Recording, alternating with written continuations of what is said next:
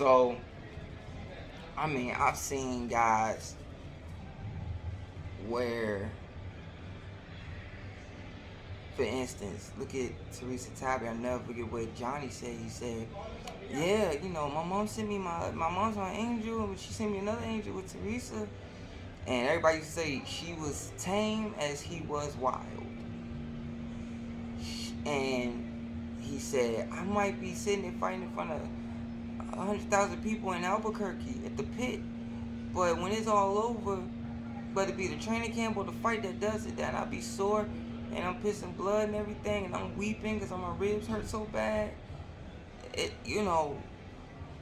My Teresa's the only one there. She's the only one there to make sure I'm okay, to take care of me, make sure I'm all right. Telling me it's gonna be okay, helping me get up and things like that. And those are the deep ones, the ones that they that's my guy. Those women that that's my guy right there. Everything I do, he with it. Everything he do, I'm with it. And that's not easy to come by. Especially, it was more easier to come by. I would say back in the day, it's worse now. Especially with social media and everything, it's worse now. The ratio is definitely not what you would think. Because it's more the groupies, all the distraction women. You sitting having trouble opening up a bottle, but you're taking you're taking the hotel elevator to go up to your suite, and she's wanting to go to the grocery store. Wow, really, she got to get you in the bed and get you iced up and rested. And the real ones that go into this next topic about when the real one's gonna tell you when you're losing the step, when it's time. You took some shots this fight, but you were on point. It was just one of those type of fights. You look great. But for instance, like Bertha, Marvin Hagler's wife, she told him after the Mugabe fight, he was pissing blood, and Marvin had a big welt under and over, and she told him, "You're losing a step, but it's not a big step. It's about this, but this little bit of a step can be a big deal in boxing. Look at Roy, just that little bit can be a big bit in boxing." And she was telling him that it's not of nothing that you're doing outside the ring. It's not discipline or none of that. It's because it's just over the years you've been doing this for so long, Marvin. Your body's tired. So that's just what it is, and that's okay. You always, like, it's been women I done heard tell. And man, you got, I think, they'll ask they women, what you think? How am I looking? Because that women be around the fight game for so long that now they ain't no different than a commentator. They can tell you, especially they use somebody close to them, whether it's their brother, whether it's their husband, a boyfriend, whatever. You starting to lose a step a little bit. This is what I saw. And tell you, it's time for you to call it. Or you got about 2 or 3 good fights left in you, and then you should call it. Then you should call it a day. Because that was the other reason why Marvin was doing what he was doing with Ray. Like Ray was going to be the last guy, regardless. And that was the biggest money fight, even though he was already $1 million fighter. So it's crazy how that correlates to this next topic about when fighters don't want to call it. They don't want to give it up. And I was telling G-Lo, I said, man, boxing is a hell of a drug, man. It's like no other drug out there. Being an athlete is no other type of drug. Being a fighter is no other kind of drug. None. To be able, God, she said, what keeps them coming back? I said, you really want to know? Fight week and fight day. It ain't even training camp. Because you done heard guys like Fernando Vargas and Paul Maldonado say in their interview where they were like, you so hyped, yeah, I'm going to camp when you were a kid, or traveling, going to play when you were a kid. But as you get older, I gotta go to camp, man. I just really want to fight. I really want to fight. They want to fight, but they don't want to do the other stuff. So when it gets to that point, it's really, it's the fight week and fight day. Hey, it's time to get up and go to the weigh-in. You know, the cameras, the interviews, things like that. Then it's time to go to the arena. And the smell in the air is even different. And especially when it's going to be a good day, but especially when it's going to be a bad day. Like, I done had fighters that I had old friends that I was friends with, and the smell in the air is, God, please don't let me get hurt. I already know this is going to be bad. Like, I have a feeling this is going to be bad tonight. And it'll be bad. But to go in your dressing room and, all right, baby, time to get warmed up. You know, that process, putting on the outfit, putting on your boots, starting to stretch out, and then it really come over you when you start getting your hands wrapped, and you start feeling that snug fit while you're getting your hands wrapped. You start feeling that snug fit, and then that tape, and you start feeling that tape. You hear that noise, it just starts coming, start cutting it.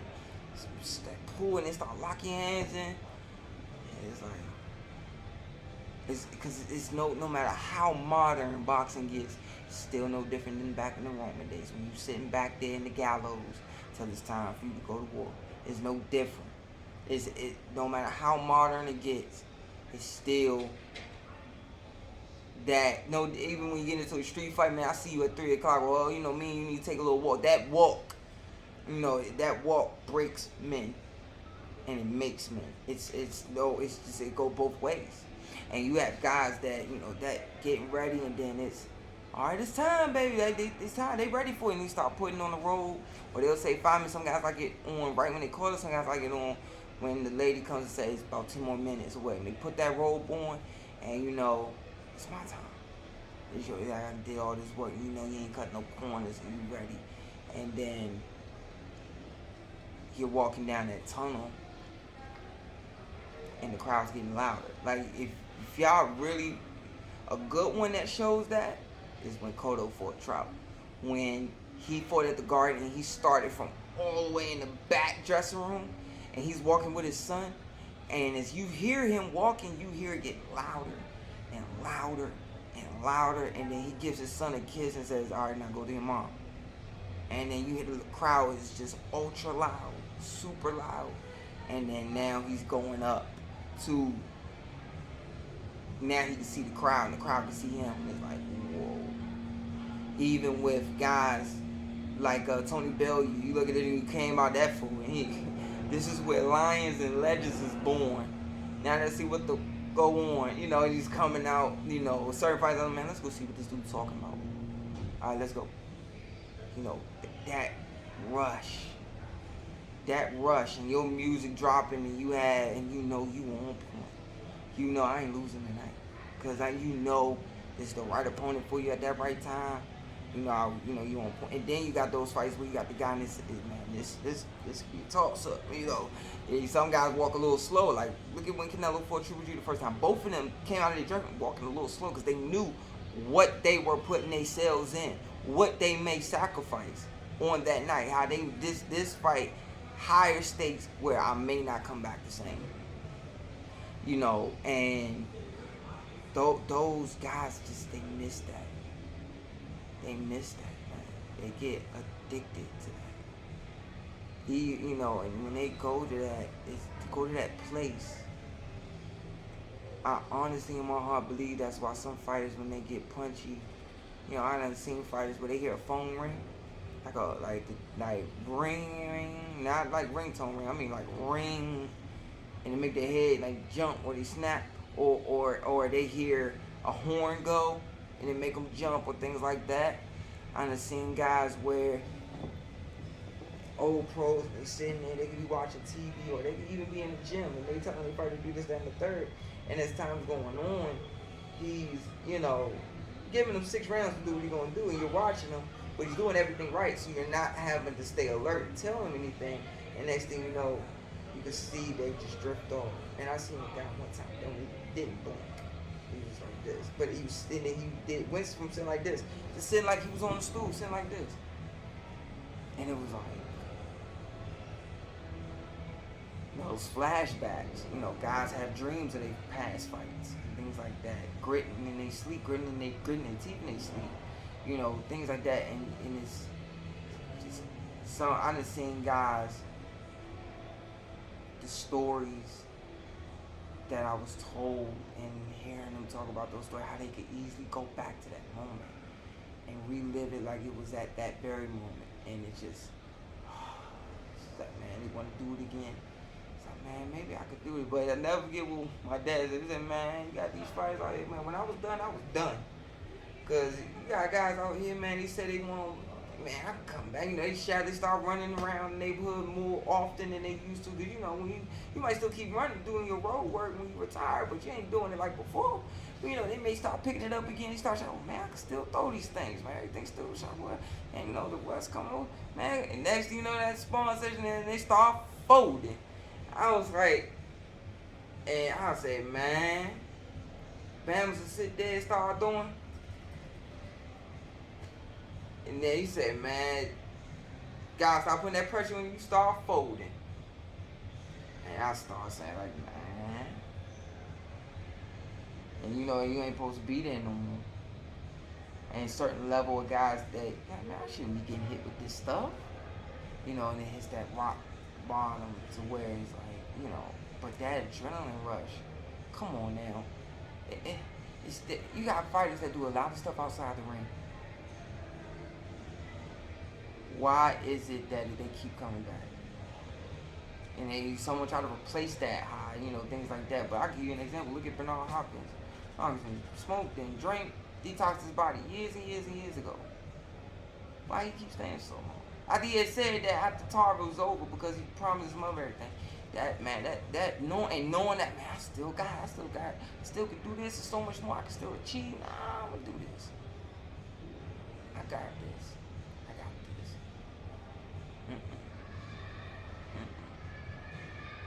But man, and then they stay, and sometimes they go fight local, and sometimes it's all good, but sometimes it be bad, and then you see them getting hit with shots they know you ain't supposed to be getting hit with, and you know in your heart like, man, these guys, you give it up. But I remember, and that's when it comes to that conversation you gotta have. Like I done seen Uncle Bubbles. I done seen my dad. I done seen a lot of great fighters.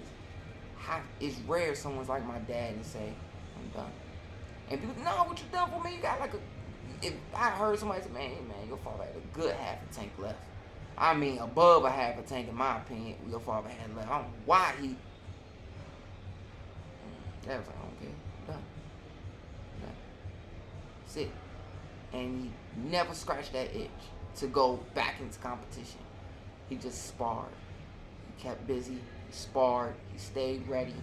You know, he always was in camp helping guys. And I think he did that for me because he knew how badly I wanted to be there and watch. And now I'm 8, 9 years old. I got full cognizance now, watching everything and soaking it all in. And I don't think I would have some of these knowledge that I have if it wasn't for him. But it's rare you have those guys like Andre Ward that said, I'm done. And I mean, I'm done. I'm not coming back. And Andre Ward do his spar, you know, and when it comes to that stuff, man,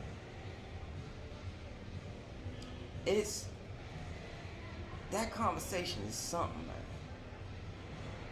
Because when that conversation happens, you gotta tell a guy, look, man, I'm done training. What do you mean you giving up on? No, man, you getting hit too much, and I'm not gonna be looking at your wife, and knowing that you lose the step, you go out there. I ain't gonna be trying to get paid off you like that, man. I'm not gonna do that. You taking too many shots. I'm done. You're gonna find somebody else to train. You're gonna get hurt. And it's like, it's a hard reality for It's like, you don't believe in me type of things. Like, no, dude, you're losing. You've done enough. Call this off. Call it off before you do more harm than good to your legacy and your brain, your body. You know, so it's crazy, man. All of that, those two topics intertwined. But when they come back, look at Mr. Ray. He ain't need no money. He didn't need a dime. That adrenaline rush is something. It ain't heroin, it ain't crack. But you can put it on that list. All right, y'all, man.